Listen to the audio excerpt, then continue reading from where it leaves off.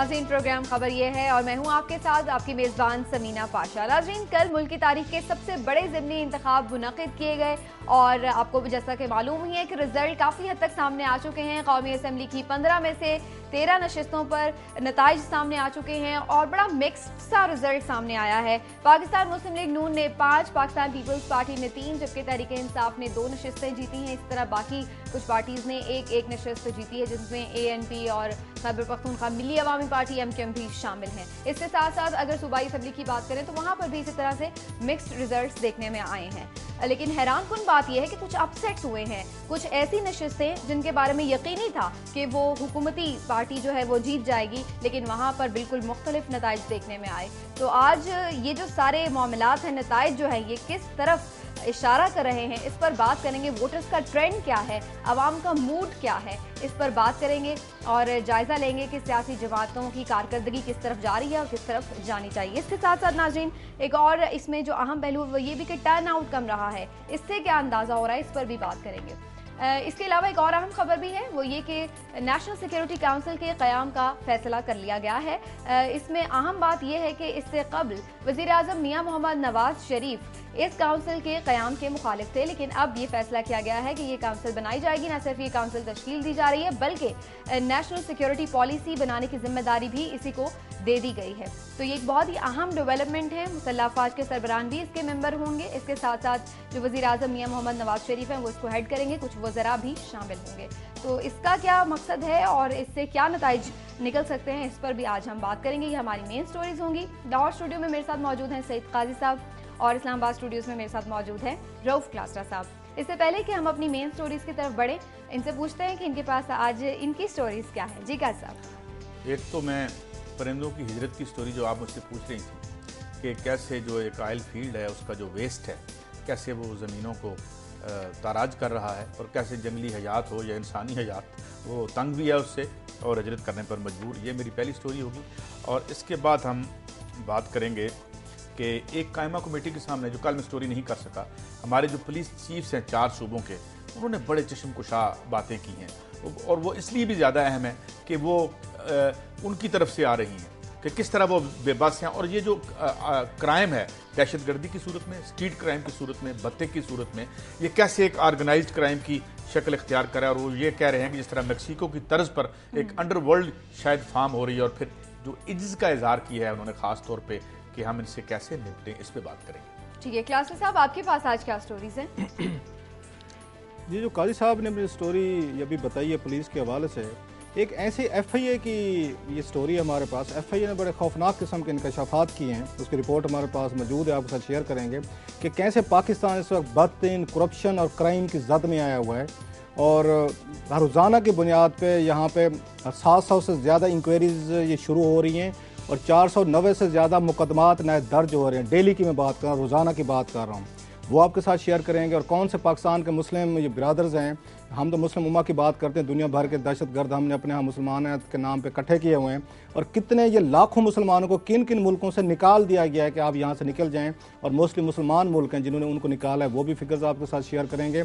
और एक और आवाम की बड़ी दिलचस्पी के लिए एक बड़ी अहम खबर है कि ये जो हमारे हाजी ये सऊदी अरब हज ये करना चाहते होते हैं, जो वो आके बैंकों में पैसा कमाते हैं, तो कितने उसमें करोड़ों रुपए का सूद कमाया है वजारत हज ने। और वो जो सूद का पैसा वो कौन कौन सी एक्टिविटीज़ में इन्हीं हाजियों पे खर्च होता है और किस किस मद में खर्च किया जाता है, वो भी आपके साथ शेयर करेंगे। मेरा ख्याल आम लोगों के लिए बड़ी दिलचस्प बात होगी कि वो जो बैंकों में जाके अपनी फीसें जमा करवाते हैं हज के लिए कि हमने जाना है, उस पैसे के साथ क्या इस्तेमाल हो रहा है और उस ये पैसे पे ये कितना प्रॉफिट कह लें, इसको मार्कअप कह लें या आम जबान में सूद कह लें, वो कितना कमाया जा रहा है, वो लेटेस्ट फिगर्स आपके साथ शेयर करेंगे हम। ठीक है क्लास्टर साहब, यकीनी तौर पर ये अहम स्टोरीज हैं नाजरीन जो आप तक आज पहुंचेंगी, अहम रिपोर्ट्स और फैक्ट्स एंड फिगर्स के साथ। लेकिन पहले बात करते हैं मेन स्टोरी की और वो है ज़िमनी इंतखाबात के नताइज के हवाले से। काजी साहब, मुझे तो कल ऐसे लग रहा था ना कि सभी जीत रहे हैं और सभी हार रहे हैं, और यूं भी लग रहा था कि जैसे अवाम बाहर नहीं, अगर कम निकले हैं, कम तादाद में निकले हैं, तो उसका मतलब है कि वो बेजार हैं।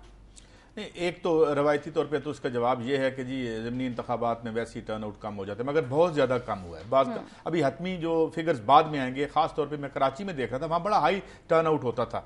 हर चंद के मार्जिन बहुत लिया है 254 में MQM ने PTI के मुकाबले में, लेकिन 50-55 हज़ार वोट लेके वो जीते हैं। इसी तरह अगर आप NA1 जितने अपसेट्स भी हुए हैं 25-30 हज़ार वोट MNA की सीट पे कुछ भी नहीं होता। इतने तो अगर PA यानी प्रोविंशियल असेंबली में भी पढ़े तो हम कहते हैं जी बहुत कम है। लेकिन बात यह है कि हम एक ना बड़ी, वैसे तो हर ऐद ट्रांजिशन और तब्दीली का ऐद है, मगर हम एक बड़ी तब्दीलियों के ऐद में, और ये जो अवाम के मूड की स्विंग्स आपको नजर आती हैं, अगर आपको याद हो कि जब ये इलेक्शन हो रहे थे तो एक यूफोरिया था, लोग निकल, खास तौर पे PTI एक फैक्टर इन हुई थी और यूं लगता था जैसे, और मिडिल क्लास की कुछ परतें जो हैं उसने मोबिलाइज भी की थी, मुझे लगता है वो मायूस हुए हैं। इसी तरह PTI ने एक बात तो है ना काश साहब, देखिए एक मैं PTI के रहनुमा की ही गुफ्तगू सुन रही थी कल, तो उनका एक पॉइंट मुझे बड़ा वैलिड लगा कि तीनों सूबों में, चारों सूबों में कहीं भी अगर कंपटीशन, खासतौर पर 3 सूबों में अगर दे रही है, अगर सिंध में कंपटीशन हो रहा है तो PTI दे रही है, पंजाब में कंपटीशन हो रहा है PTI दे रही है, KPK में कंपटीशन ये तो बात हम पहले इलेक्शन में भी कह चुके हैं कि एक PTI इमर्ज, जो जगह पीपल्स पार्टी ने कंसीड की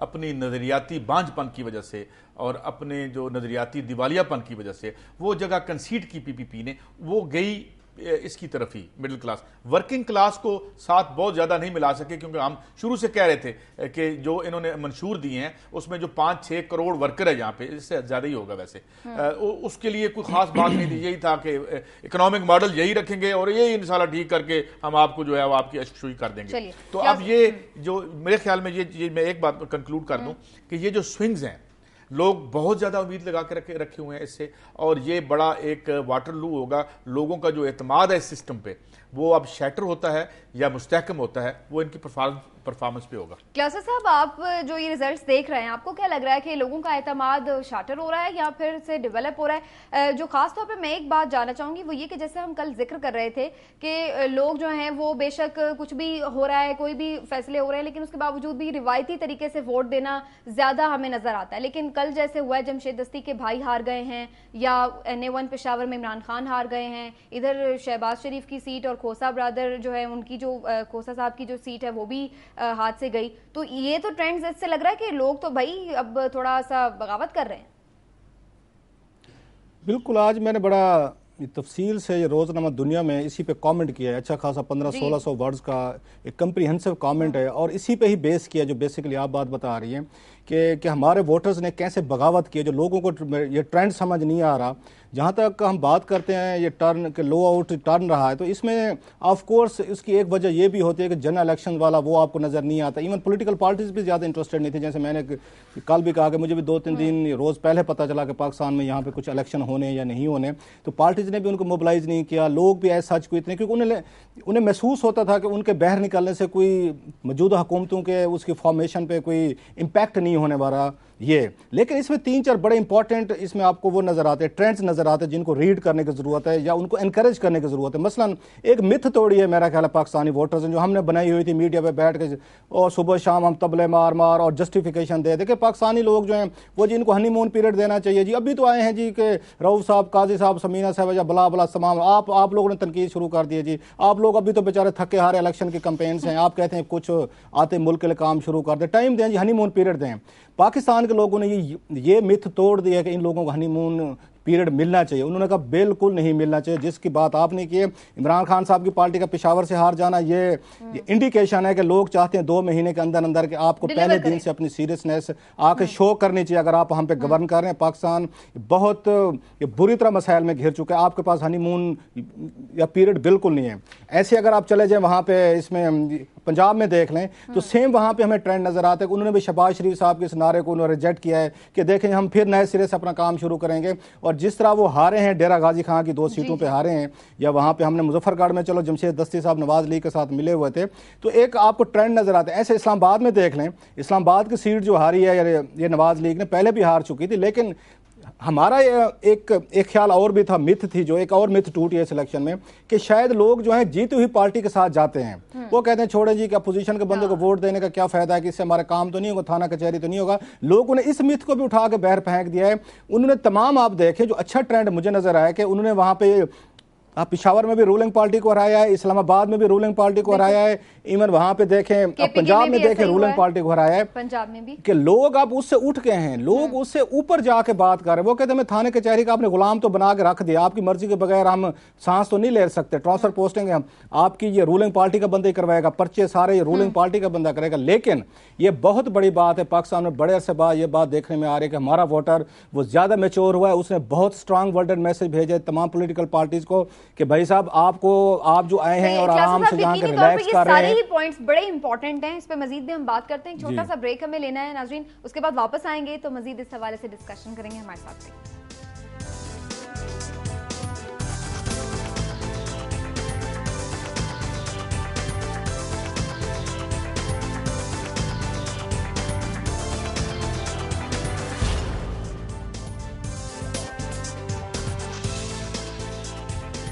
वेलकम बैक नाज़रीन। ज़िमनी इंतखाब के नताइज के हवाले से हम बात कर रहे हैं। क्या सब एक चीज़ जो मैं थोड़ी इंक्लूड करना चाह रही थी वो ये कि कल हमने इलेक्शन कमीशन पर भी तनकीद की थी और उससे पहले भी हम करते ही चले आए हैं, लेकिन कल जिस तरह से इंतजामात किए गए फिर उसके बाद ये भी एक इम्पॉर्टेंट बात थी कि इससे पहले हमने जनरल इलेक्शंस में देखा धांधली की बहुत हमें बाज़गश्त सुनाई दे रही थी, लेकिन कल रूलिंग जो पार्टी है उसके अपने उम्मीदवार का हार जाना, क्या इसका ये मतलब है कि धांधली या फिर जो हुकूमती मशीनरी का इस्तेमाल जैसी धांधली की जरूरत नहीं थी, वो यूज नहीं। ज़िमनी इंतखाबात में कोई ऐसी धांधली की जो है वो बड़ी जरूरी नहीं होती, वो धांधली धुंधली हो जाती है बड़ी pre election, post election, during election, वो और कहानी है, किसी दिन उस पर हम पूरी निश्चित कर लेंगे। मैं एक बात जो उन्होंने हनीमून की मैं एग्री भी करता हूँ, ये बड़ी एक ना मुझे जैसे हम क्लासिकल ये पुरानी टर्मिनोलॉजी में पैटी पूरीबाजी की सोच हम कहते थे, ठीक कहते हैं वो, कोई हनीमून पीरियड नहीं होता। जब इंसान को भूख लगती है ना तो भूख हनीमून पीरियड नहीं देती, बेरोजगारी जब इंसान को दामनगीर होती है तो हनीमून, आपको जब दवाई चाहिए, एंटीबायोटिक चाहिए आपको, तो वो हनीमून पीरियड नहीं देता। तो ये वो ठीक कहते हैं और लोग इसी तरह तंग हैं, मैं उनसे बिल्कुल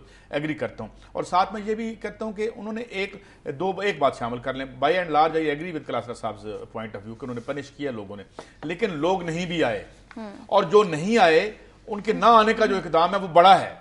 वो इसलिए कि इतने तेजी से अगर 50-60% जो कहते हैं ये टर्न आउट था, अगर इन दोनों पार्टियों की हम बात मान ले तो 10-15% फिर धांधली हुई होगी ना जी, ये खुद कह रहे हैं, हम तो नहीं कह रहे, तो उसमें से 10-15% कम कर लें या फिर 50% था, उससे भी ये जो नीचे आया है उसकी वजह लोगों का मैं ये समझता हूँ ये 2-3 जो महीने गुजरे हैं, हरचंद के चौधरी निसार अली खान साहब ने बड़ी अच्छी तकरीर फरमाई है कि जी 2 महीनों में हम क्या करते, वो अपोजिशन के in relation to the opposition charges तो वो ठीक ही लग रही थी, मगर अवाम के हवाले से मुझे वो ठीक नहीं लग रही थी। वो लोग तो कहते हैं वो आपने कहा था, फिर हमने वो मीडिया पे देखा 3 महीने में बिजली ठीक करेंगे, 6 महीने में करेंगे, वो 5 साल पे चलेगी, रोजगार आएगा कहां से आएगा, कीमतें बढ़ रही हैं, और जो समाज के उमूमी प्रेशर जो पीपल्स पार्टी 5 साल प्रेशर डालती रही है और जो फैसिलिटेट करती रही है रिच एंड माइटी को, क्या ये सिलसिला चलेगा? अब फिर से अब देखिए ना, एक जो बात क्लास साहब हो रही है कि ये प्राइवेटाइजेशन का नाम, आज फिर पीएसएम की प्राइवेटाइजेशन की बात हो रही है, हर चंद के वो रिजेक्ट कर दिया है। फिलहाल जो हमारे फाइनेंस मिनिस्टर हैं, जो 4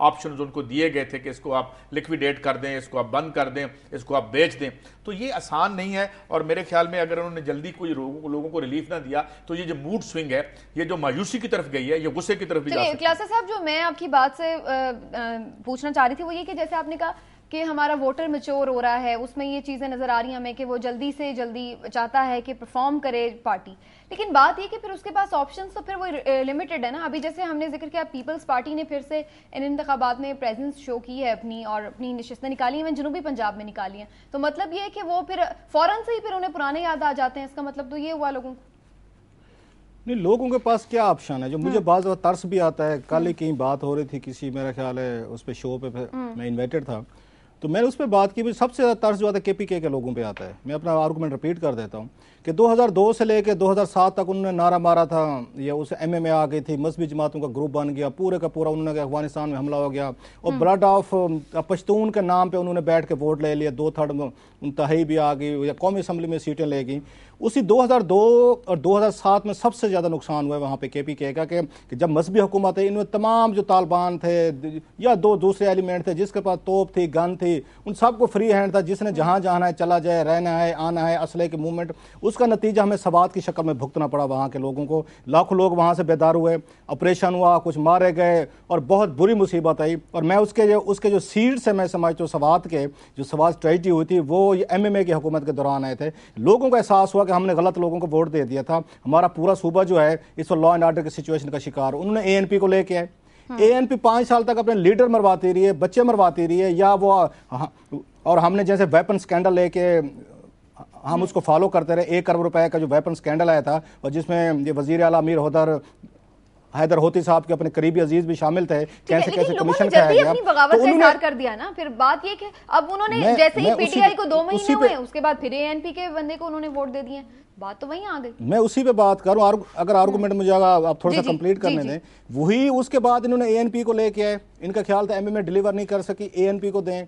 5 साल बाद उन्होंने कहा कि ये तो लाशें उठाने के लिए, जनाजों का कंधा देने के लिए तो बड़े शेर हैं, ये लड़ नहीं सकते उनसे, इनके पास कोई स्ट्रेटेजी नहीं है, कोई हिकमत अमली नहीं है, और पश्तून मार रहा है या हज़ारा के लोग या हिंद को मार रहे हैं। उन्होंने इमरान खान के पास जाके पनाह लेने की कोशिश की, और पता यह चला इमरान खान साहब के 2 महीनों में 2 उनके अपने कैंडिडेट मारे गए, और कहीं से उनकी मजम्मत तक नहीं हो रही। डेरा वाला इतना बड़ा जेल ब्रेक हुआ, उस पर भी कोई रिएक्शन आपको नजर नहीं हो रहा। तो पठान किधर जाए? KPK का हज़ारा या हिंद को या लोकल जो लोग हैं या पठान हैं, वो किधर जाएं? वो उन्होंने यहाँ पे आप MMA को आजमा लिया है, ANP को आजमा लिया। इमरान खान साहब उन पे 2 महीने से हुकूमत कर रहे हैं, उस पर भी उन्होंने जाकर रिएक्शन दे दिया है उसमें पेशावर में। तो मुझे समझाएं कि ये KPK का जो बंदा है, बाकी सूबों में अभी हम नहीं जाते, वो किधर जाए, क्या ऑप्शन है? उसने तीनों के तीनों ऑप्शन आपके सामने उसने एग्जॉस्ट करके देख लिए, और तीनों में उसको कहीं से उसको कोई आगे रास्ता नहीं मिल रहा, कोई पार्टी जाके उसको टेक ऑन करने को तैयार नहीं है। क्लासी साहब, इसका मतलब तो ये हुआ कि जो एग्जिस्टिंग पॉलिटिकल स्ट्रक्चर या पार्टीज हैं, जिसे हम बड़ी कहते हैं, आप बड़े बड़े बैनर्स लगते हैं ना, आपकी उमंगों का तर्जुमान, तो उन लोगों की उमंगों का तर्जुमान फिर कहीं भी नहीं है, ये कह रहे हैं ना आप? मैं ये कह रहा हूं कि लोग चाहते हैं, जो हमने मीडिया ने गलत हमने लाइन ली हुई थी, और मेरा ख्याल है मीडिया को अपनी लाइन ठीक करने की जरूरत है। वो जी इनका हनीमून, इनका पीरियड देखें, अभी तो आए हैं, लोग नहीं मानते ये बात। पाकिस्तान जितने मसाइल में घिरा हुआ है, ये बात मान लें, लोगों ने इस मिथ को 2 मिथ उन्होंने तोड़ी हैं, जो मैंने पहले भी बात की। एक मिथ तोड़ी है जी कि जो रूलिंग पार्टी होती है उसी को वोट, वहाँ का सॉरी जेंटलमैन, हम नहीं देते। आप रूलिंग पार्टी में हैं, आप थाना कचहरी आपके हाथ में कंट्रोल है, उस्तानियों के तबादले मार धाड़ MP MNA करते रहे, लेकिन हम नहीं देते कि हम आपसे सेटिस्फाइड नहीं है। ये बहुत बड़ी अच्छी बात है। और दूसरी बात उन्होंने ये किया, उन्होंने हनीमून पीरियड का जो हमने बनाया हुआ ना स्लोगन बैठ के टेलीविजन चैनल्स पे, उन्होंने कहा जी भाड़ में जाएं, हमें हनीमून पीरियड से कोई गर्ज है, हम मर रहे हैं, हमारे मसाइल बढ़ते जा रहे हैं, आप वहां पे मरी जाके बैठे हुए हैं, आप जाके वहां पे फलां जगह बैठे हुए हैं, आपकी अयाशियां जा रही हैं, वजारतें तकसीम हो रही हैं, हमें आपने नारा दे दिया कि हनीमून पीरियड चल रहा है। लोगों ने हनीमून पीरियड की कहानी नहीं बई की, हमने बेचने की बड़ी कोशिश की। थोड़ा सा हम आगे चलते हैं, क्लास साहब थोड़ा सा हम आगे चलते हैं। ये ज़िमनी इंतखाबात के हवाले से तो यकीनी तौर पर अभी मजीद भी सामने आते रहेंगे, जैसे जैसे रिजल्ट, तो मजीद भी इसके बारे में बात होती रहेगी। लेकिन एक और जो अहम फैसला किया गया, जैसे कि सिक्योरिटी एक बहुत बड़ा प्रॉब्लम है पाकिस्तान का इस वक्त, और अभी हम ज़िमनी इंतखाबात के हवाले से भी देख रहे हैं कि लोगों का शायद इस हवाले से भी रिएक्शन सामने आया है कि कोई सिक्योरिटी पॉलिसी क्यों नहीं बनाई गई, इस हवाले से कोई बेहतरी क्यों नहीं आई। अब बताया जा रहा है कि नेशनल सिक्योरिटी काउंसिल का क़याम करने का फैसला कर लिया गया है, और इस सिलसिले में हैरत अंगेज बात यह है कि वज़ीर आज़म खुद इसके मुखालिफ रहे हैं। इस पर बात करते हैं। कायद साहब, आपको क्या लगता है इसके पीछे क्या रीजंस हो सकते हैं? देखिए, सिक्योरिटी काउंसिल का बड़ा इशू याया खान ने ये सबसे पहले आइडिया दिया था, अगर मैंने जो पढ़ा है, तो उसके बाद ये था कि देखिए स्टेट के जो हमारे स्ट्रक्चर्स हैं उसमें जो फौज की डोमिनेंस रही है शुरू से, पहले दिन से, और फिर जो सारी कहानी दोबारा दोहराने की जरूरत नहीं है। लेकिन ये कि अब जो हुआ है, बार बार गवर्नमेंट से इवन अस्करी जो क़यादत है वो भी कह रही थी अब सिक्योरिटी पॉलिसी बनाए। अब सिक्योरिटी पॉलिसी बनाना खाला जी का घर तो रहा नहीं, जिस किस्म की सिक्योरिटी की हालत हो गई है। तो मुझे लगता है कि नवाज शरीफ साहब ने जो थोड़ी सी तब्दीली की है वो बड़ी वाइजली की है कि ठीक है भाई, आप भी बैठें, आप भी बताएं क्या करना है।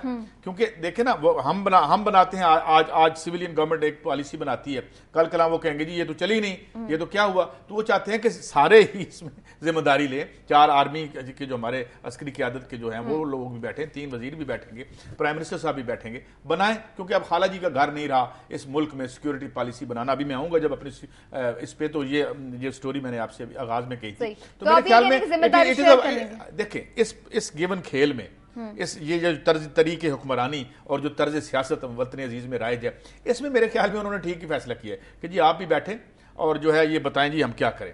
क्योंकि क्लियर कट पॉलिसी जो है देते रहे हैं, 2-3 तकरीरें सुनी है हमने चौधरी निसार अली खान साहब की, और लेकिन कोई खास बात सामने नहीं है। और और कंटिन्यूएशन रही है, हमें कोई क्वालिटेटिव चेंज नजर नहीं आई। जाहिर है फिर वही कहेंगे जी हनीमून पीरियड हमें दे दें, ले लें भाई, लेकिन 2 महीने में हम जो हिट्स हैं वो हो रही हैं। जो मालिक साहब आ गए हैं जी, मालिक साहब को हमने दे दिया बलोचिस्तान, तो फिर क्या हो गया? वो बेचारे इतने ही बेबस हैं जितने पहले थे। सही है। क्लासेस साहब, आपको क्या लगता है नेशनल सिक्योरिटी काउंसिल का कयाम जो है वो प्रॉब्लम जो है इसका सोल्यूशन निकाल देगा, या फिर आपको लगता है कि ये फिर वही बात है कि एक और कमेटी, एक और काउंसिल बन जाए और उसके बाद मामला वैसे ही चलेंगे? इसमें ये नेशनल सिक्योरिटी काउंसिल के क़याम से मुझे एक तकरीर याद आ गई, महमूद खान अचकज़ई साहब ने की थी कौमी असम्बली में। 2002 की जो असम्बली थी उस वक्त आपको याद होगा नेशनल सिक्योरिटी काउंसिल का जो आइडिया था ये उस पर ये जनरल मुशर्रफ साहब ने बाकायदा इस पर अमल करके बना दी थी। तो उनका ये कहना था महमूद अचकज़ई साहब को, जो मुझे याद आ रहा है 2003 में उन्होंने तकरीर की थी। उन्होंने कहा हमारी फौजी एस्टेब्लिशमेंट की कमिटमेंट देखें कि जनरल ज़िया ने सबसे पहले शुरू किया था। वो वैसे तो वो बात कह रहे थे याहिया खां के दौर में ये कंसेप्ट आया था, तो जनरल ज़िया के दौर में इसको ज़्यादा उन्होंने इसको आगे फॉलो किया।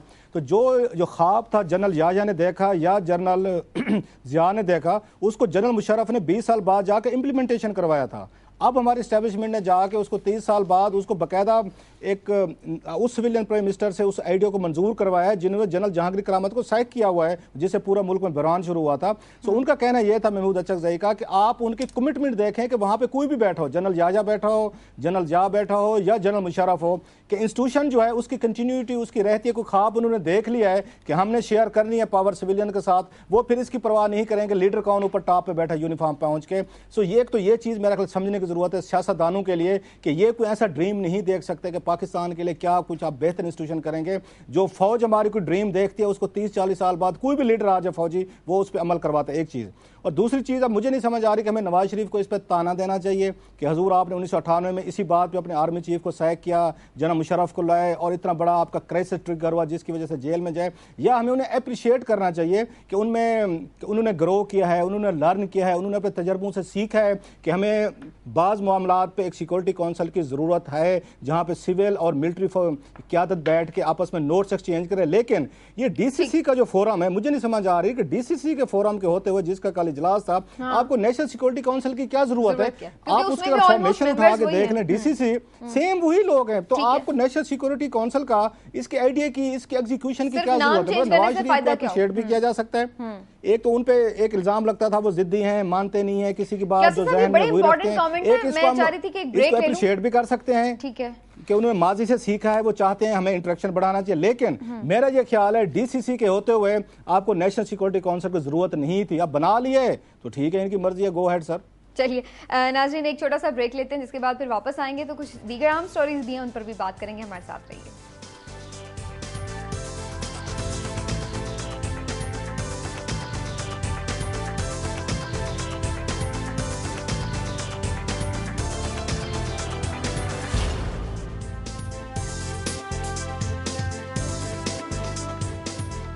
वेलकम बैक नाज़रीन।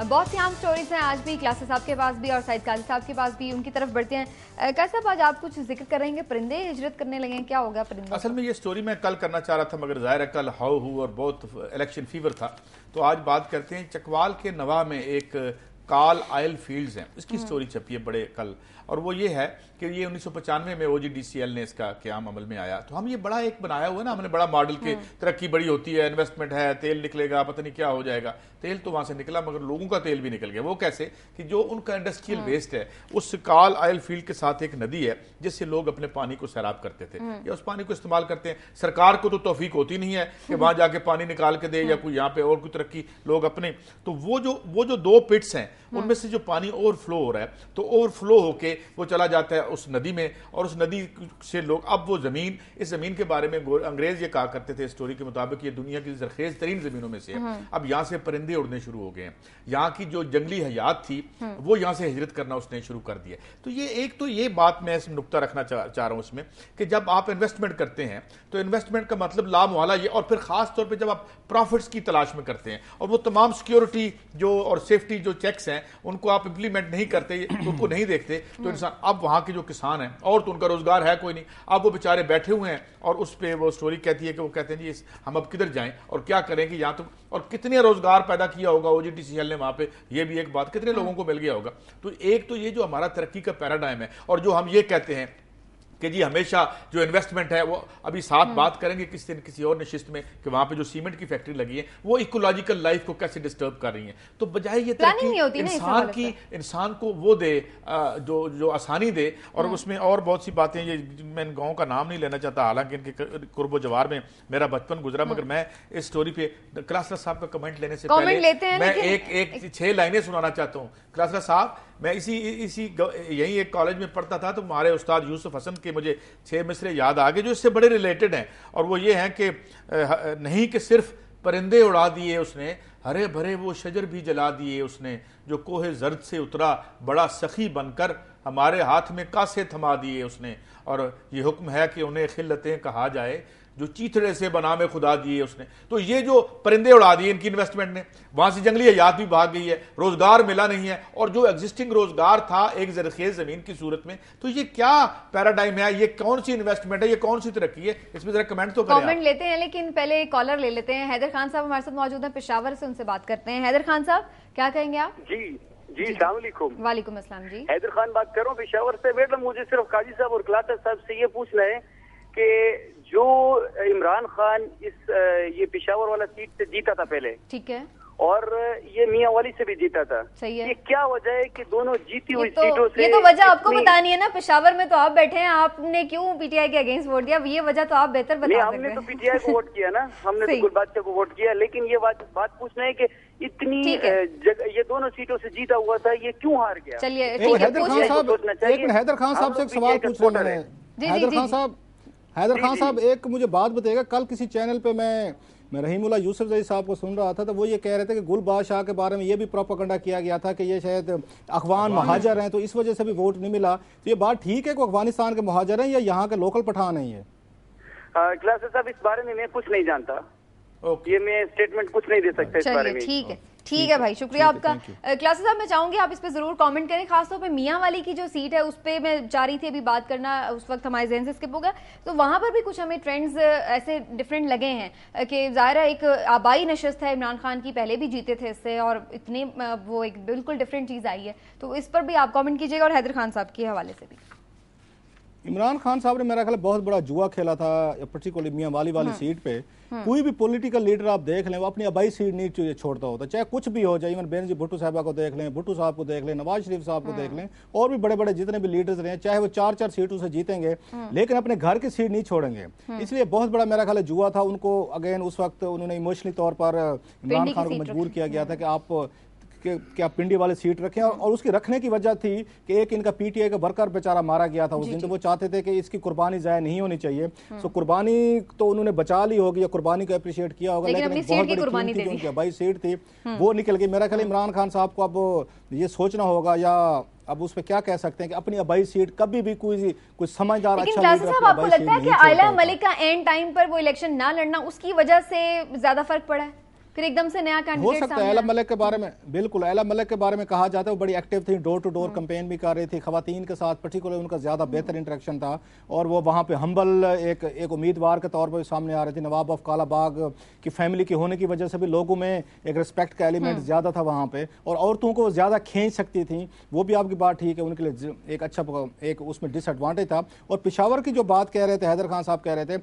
मैं ये समझता हूँ वहाँ पे ये ANP बड़ी कामयाबी से ये साबित करने में ये कामयाब रही है कि हो सकते हम दहशतगर्दों के खिलाफ हम उस तरह हम इफेक्टिव कार्रवाई ना कर सके, लेकिन हम बुज़दिल नहीं थे, हम भागे नहीं हैं, हमने लाशें गिरवाई हैं, हमने जनाजे उठाए, लेकिन हम मैदान में खड़े रहे।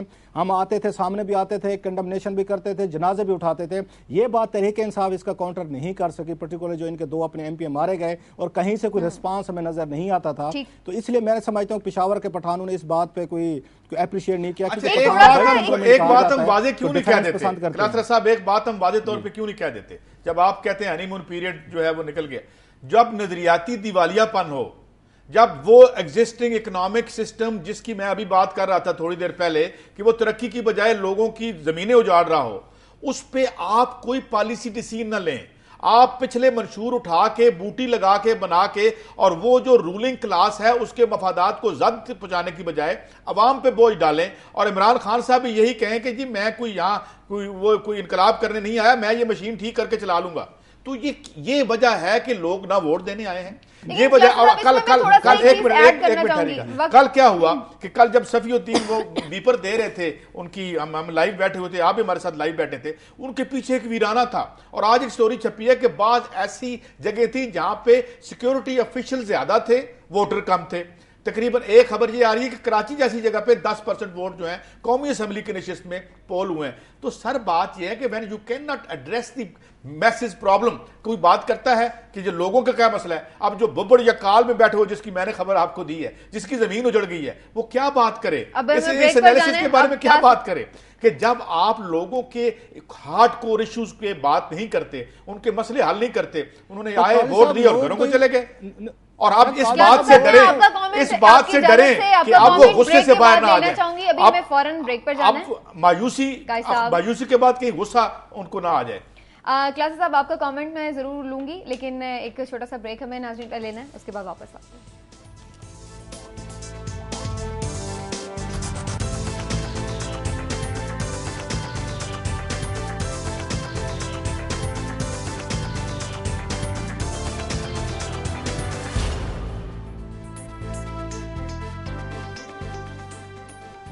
वेलकम बैक नाज़रीन, आगे बढ़ते हैं। कैसे साहब, आपने कल भी एक इंकशाफात करना चाह रहे थे आप जो पुलिस के बारे में, ये तो इंकशाफात पुलिस वालों ने किए हैं। क्लास साहब जरा देखिएगा, इससे कबल के मैं ये FIA की जो आप क्राइम्स के जो डाटा है आप वो, उससे पहले सिर्फ ये 4 बातें मैं आपसे अर्ज करना चाहूंगा जो सीनेट की कायमा कमेटी के सामने हमारे चारों सूबों के बड़े पुलिस चीफ्स जो हैं उन्होंने कही है। उनका यह कहना है कि मैक्सिको की तर्ज पे कार्टल्स का क्याम आ रहा है, बिल्कुल कारपोरेट फर्म्स की तरह ये बिहेव करते हैं भत्ते वाले और दहशतगर्द। दूसरी बात उन्होंने जो कही, उन्होंने कहा कि ये जो स्ट्रीट क्राइम वाले हैं ये भी शामिल हो गए हैं, इनका नेक्सस बन गया है लोगों को लूटने के सिलसिले में। और तीसरी बात जो उन्होंने कही वो ये कि जी इनको हम पकड़ते हैं, इनको कोई टच, दे आर एक तसर है, ये अनटचेबल है। और चूंकि ये तसर लॉ एनफोर्समेंट में पुख्ता है कि इन्हें सजा नहीं होगी, तो वो वापस आके रिटेलिएट करते हैं, लिहाजा हम इन्हें पकड़ भी नहीं सकते। और वहां जो तल्ला बैठे थे हमारे जो सेनेटर, उन्होंने तो ये भी एक खामोश से अंदाज या टेसिटली कह दिया कि जी अब आप अदालतों का इंतजार ना करें, डायरेक्ट इनसे अटैक करें। ये आपकी स्टोरी आने से पहले मुझे ये बताएं, सिक्योरिटी काउंसिल भी बन गई, ये जो इतना बड़ा ऑर्गेनाइज्ड क्राइम बन गया है, जो आम पैटी क्रिमिनल्स और दहशतगर्द, ये इनका nexus according to our police high police officials कह रहे हैं, इसको कैसे तोड़ेंगे? ठीक ही किया नवाज शरीफ साहब ने कि इतने सबको शामिल किया कि बनाए सिक्योरिटी पॉलिसी। जरा कमेंट करें और फिर ये भी बताएं हमें FIA के भी कुछ अहम आप बता रहे थे कि फैक्ट्स एंड फिगर सामने आए हैं, कितने मुकदमा रोज आपकी इस सेनेट वाली कमेटी का जो आप रेफरेंस है, मुझे एक और कमेटी की मीटिंग याद आ गई थी। मैं चला जाता हूँ अक्सर जाके, बुनियादी तौर पर रिपोर्ट रूम में बैठ जाता हूँ, कमेटी मीटिंग सुनते हैं, वहाँ पे बड़े अच्छी बहस भी होती है। तो वहाँ पे ये नारकोटिक्स की ये कमेटी का इजलास था और वहाँ पे उसमें जो बाकायदा जो फौजी उनके होते टॉप के अफसर होते हैं वो बैठे हुए थे, DG साहब थे जो इसके ANF के थे। उन्होंने ये बात डिस्क्लोज किया था कि हमने बहुत सारे ड्रग्स बैरन पकड़े हैं जो नाइजीरिया से आते हैं। उन्होंने पाकिस्तान में लोगों के साथ राब्ते रखे हुए हैं, जेली एड्रेसेस हैं सारे, उनके साथ मिलकर वो आते हैं, यहाँ पे एक आध फेरा लगाते हैं, यहाँ से ये करोड़ों रुपए की हीरोइन लेके जाते हैं और पाकिस्तान लहदा बदनाम हो रहा है। उनका ये कहना था, और मुझे याद है सेनेटर अनवर बेग साहब भी मौजूद थे, उन्होंने खासा उस पर ग्रिल किया था पाकिस्तान एम्बेसी के लोगों को कि तुम लोग कैसे वीजे दे रहे हो और जेली एड्रेसेस पे दे रहे हो। पाकिस्तान में कोई वेरिफिकेशन का निज़ाम भी नहीं है, यहाँ से कोई जेली एड्रेस भेज देता है और यहाँ से जेली एक लेटर हेड भेज देता था। और सबसे ज़्यादा विजिट जो थी वो नाइजीरियन कर रहे थे पाकिस्तान को, पता नहीं पाकिस्तान में कौन सी ऐसी गिदड़ सिंह यहाँ बिक रही थी, तो पता ये चला सारे हीरोइन लेने के लिए आ रहे थे। एक चीज़ उसमें इंकशाफ किया गया बड़ा इंटरेस्टिंगली, जो ANF ने किया कि हम लोगों को पकड़ते हैं, प्रोसिक्यूट करते हैं, उनको अदालतों में लेके जाते हैं, वहां से वो महीने 2 महीने 3 महीने की सजाएं लेते हैं और चौथे महीने वो आके ANF के दफ्तर के बाहर चिढ़ा के जाते थे काले इनको, बकायदा कहते ठुड्डे मार के जाते हमारे गेट्स पे कि आपने हमारा क्या कर लिया है, और वहीं के वहीं खड़े हुए। ना आपको डिपोर्ट करने का कोई सिस्टम है, ना प्रोसिक्यूशन का कोई सिस्टम है, ना इन्वेस्टिगेशन का सिस्टम है, जिससे करप्शन बढ़ जाती है। जब कोई भी लॉ एनफोर्समेंट का बंदा ये देखेगा कि हमने किसी काले गोरे को पकड़ा है, उसको प्रोसिक्यूशन के लिए गए हैं, 3 महीने की सजा दे के वो दोबारा हमारे पास मुंह पे आके मुंह चिढ़ा रहा है, तो उसके बाद वो कहेंगे ठीक है 8-10 लाख रुपया ले लो, 20-30 हज़ार इसी से ले लो। वो कहते हैं you can't beat them, you join them. तो ये काम हो रहा है पाकिस्तान में। जो बात आप करें क्राइम की बात करें, सारे मिल गए हैं। अब आपकी स्टेट का स्ट्रक्चर क्योंकि बहुत वीक हो गया, रियासत के अंदर बहुत सारी रियासतें बन गई हैं, उसका एक सबूत एक और हमारे सामने आया है। एक FIA की बड़ी इंपॉर्टेंट रिपोर्ट है जो इन्होंने सबमिट की है वहाँ पे, इसको आप इसमें जो इंकशाफात किए गए हैं वो बड़े खौफनाक किस्म के इंकशाफात हैं, जिससे लगता है पाकिस्तान में इस वक्त आपकी करप्शन और क्राइम अपनी बदतरीन तारीख के उस पे है, उसके हाईएस्ट उस पे है, इंडेक्स पे है। वो ये कहते हैं कि पिछले हमने 32 माह में FIA कह रही है हमने 25,000 नई हमने इंक्वायरीज शुरू की हैं पाकिस्तान में 32 महीनों डेली। इसका मतलब यह है कि 714 के करीब आपकी नई इंक्वायरीज करप्शन क्राइम पे दर्ज हो रही हैं या शुरू हो रही हैं। और कहते हैं पिछले हमने ये 32 माह में 2011 से लेकर अगस्त 2013 तक हमने नए 15,000 या मुकदमात दर्ज किए जो करप्शन से रिलेटेड हैं, क्राइम से रिलेटेड हैं। इसका मतलब यह है कि डेली आपके यहाँ 490 मुकदमा रजिस्टर्ड कर रही है FIA। ये वो उन्होंने डाटा दिया। इसके साथ एक और बड़ा इंटरेस्टिंग उन्होंने बताया कि पाकिस्तान में ह्यूमन ये स्मगलर हैं वो सबसे ज़्यादा पाकिस्तान को हेवन समझा जाता है। और इन्होंने जो पकड़े हैं तकरीबन आप कह सकते हैं कोई 3,000 से ज़्यादा ह्यूमन स्मगलर पकड़ा गया। लगता है कि पूरा का पूरा मुल्क जो है वो ह्यूमन स्मगलिंग पर चाल निकला है। इसके साथ एक और बड़ी इंटरेस्टिंग चीज़ है, हम तो ब्रदरहुड के कह लें, हम तो मुस्लिम उम्मा की बात करते हैं कि दुनिया भर का जो दहशतगर्द है नाम उसका अगर इस्लामी है तो हमारे यहाँ रह ले, ना वो रजिस्टर्ड करवाए, ना वो लॉ एनफोर्समेंट को एजेंसीज को अकाउंटेबल है। दुनिया से 2 लाख से ज़्यादा पाकिस्तानियों को डिपोर्ट किया गया और मोस्टली जो है सऊदी अरेबिया उसमें शामिल है, UAE शामिल है आपका, उसके बाद दुबई है, ओमान है, आपकी गल्फ़ की रियासतें हैं, फिर उसके बाद यूरोपियन अमेरिकन या आपके UK आ जाता है। 2 लाख से ज़्यादा बंदा जो पाकिस्तान का गैर कानूनी तौर पर दूसरे मुल्कों में था, रोज़गार की तलाश में गए थे या दूसरे कामों से गए थे, उनको डिपोर्ट किया गया है। और वहाँ पर मुस्लिम उम्मा का कोई कंसेप्ट नहीं है। हमारे यहाँ ये एग्जिस्ट करता है कि जो मुसलमान बिरादर आ जाए, चचनिया को भी हमने सपोर्ट करनी है, अफगानिस्तान में भी करनी है, शैंकिंग में भी करनी है, दुनिया जहाँ मसाइल है हमने करने हैं।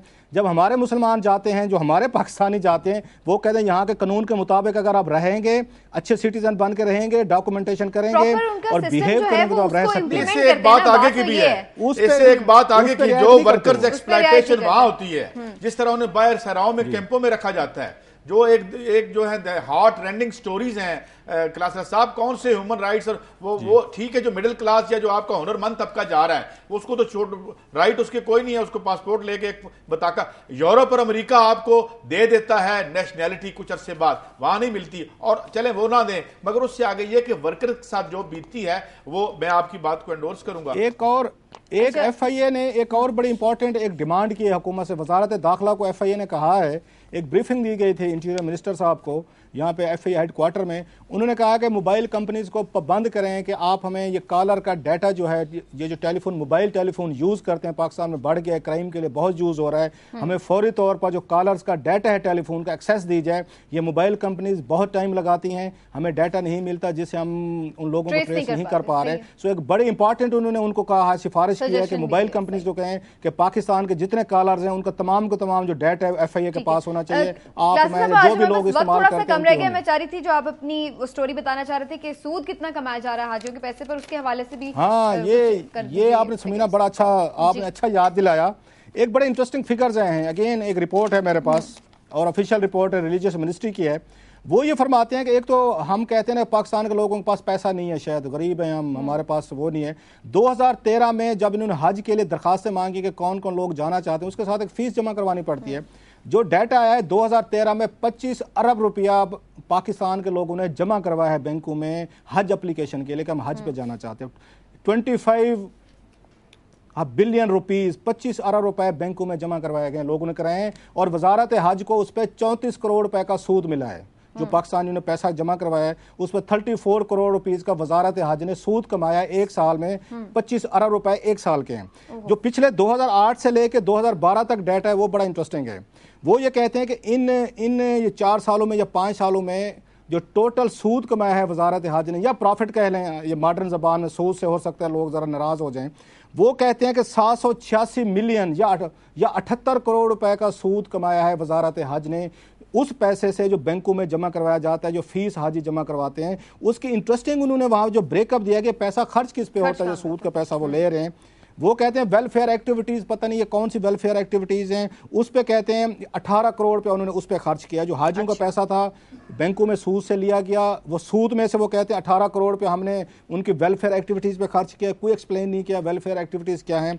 फिर कहते हैं ट्रांसपोर्टेशन पे सबसे ज्यादा पैसे लगाए हैं जो हाजियों को, मेरा ख्याल है ट्रांसपोर्ट सऊदी अरेबिया में करते होंगे। वो कहते हैं 23 करोड़ रुपया ट्रांसपोर्टेशन पे लगाया गया है। अच्छा, ट्रेनिंग, उस पर 14 लाख रुपया खर्च हुआ है और सिर्फ 2 साल ट्रेनिंग कराएगी है और 3 साल ट्रेनिंग नहीं कराएगी। पता नहीं कि उस पीरियड में ट्रेनिंग क्यों नहीं कराएगी। अवेयरनेस, वो कहते हैं अवेयरनेस के नाम पे 2 करोड़ और 64 लाख रुपया खर्च किया गया इसी सूद के पैसे से हाजियों पे। और लास्टली हेल्थ का कहते हैं कि जो हेल्थ थे, हाजी गए थे, उनका वो ये बता रहे हैं कि ये 23 मिलियन या 2 करोड़ और 38 लाख रुपया उनकी हेल्थ पे खर्च हुआ है। सो टोटल इन्होंने जो ये प्रॉफिट कमाया है उन हाजियों के पैसे पे जो बैंकों में वो जमा करवाते हैं फीस के नाम पे एप्लीकेशन के साथ, 78 करोड़ रुपए का 2012 तक है और 34 करोड़ रुपया सिर्फ 1 साल 2013 में कमाया गया है। अच्छा, ये क्लासर साहब, मैं एक बात कर दूं, ये जो हामिद सईद काज़मी साहब का केस था, वैसे तो वो खैर से एक्विट हो गए हैं, मगर वो जो वेलफेयर हुई थी हाजियों की, वो तो आपको याद है ना, जिस तरीके से उनको रखा गया था सब स्टैंडर्ड जगह पे, जिस किस्म की उन्हें ट्रांसपोर्ट दी गई थी, और आज तक नहीं पता चला गिलानी साहब ने वो ऑफिशियल पॉइंट किए थे हामिद सईद काज़मी, जुर्म हुआ, मुजरिम कौन है वो नहीं हमें पता हुआ है। नहीं, मैंने इन्वेस्टिगेट उस केस को हामिद सईद काज़मी साहब को किया है। उनकी नेग्लिजेंस हो सकती है, नाअहली हो सकती है, करप्शन इन्वॉल्व नहीं थी उसमें। और ये कॉन्ट्रैक्ट जो था सऊदी, वो जो लोग होते हैं, पार्टीज होते हैं, उनके पास होता है। इसी वजह से सऊदीज ने अपनी नाअहली मानी थी। हम इन चीज़ों को सामने लेकर नहीं आते, उन्होंने मानी थी और पाकिस्तानी हाजियों को पैसे वापस किए थे। उन्होंने वो पैसे इसलिए वापस किए गए थे कि जिस कैंप की आप बात कर रहे हैं 46,000 के करीब हाजी थे जिनको तकलीफें हुई थी, वो सऊदी कंट्रैक्टर था जिसने अपनी कंट्रेक्चुअल ओब्लिगेशन पूरी नहीं की थी, जिसकी वजह से उन्होंने पैसे वापस कराए थे। हामिद सईद काज़मी का इसमें जहां तक मेरी इन्वेस्टिगेशन है, मेरा ख्याल है और मैंने देखे हैं सारी चीजें, वापस करवाए थे जब केस हो गया और एज अ मिनिस्टर तो उससे पहले बहरहाल इस पे बात कर लें कि मैंने खासा इसको इन्वेस्टिगेट किया, उसमें नाअहली हो सकती है उनकी उसमें नेग्लिजेंस है हामिद सईद काज़मी साहब की, लेकिन मेरा ख्याल है जो मैंने पूरा केस स्टडी किया है उसमें करप्शन इन्वॉल्व कम अज कम हामिद सईद काज़मी के एंड पे नहीं थी। वो एक और स्टोरी है, राव शकील का क्या रोल था, गिलानी साहब ने कैसे अपॉइंटमेंट्स की, वो कैसे सारी चीजें हुई, दैट्स अनदर स्टोरी। लेकिन हामिद सईद ये काज़मी की हद तक जो मैंने चीजें देखी हैं, नाअहली हो सकती है, सुस्ती हो सकती है। खत्म हो गया क्लासेस साहब, बहुत शुक्रिया आपका। काज़ी साहब आपका भी बहुत बहुत शुक्रिया। नाज़रीन, प्रोग्राम आपने देखा, आपका फीडबैक जरूर दीजिएगा आप। अब आपसे मुलाकात होगी इंशाल्लाह मंडे को। तब तक के लिए अपना ख्याल रखिए। अल्लाह हाफ़िज़।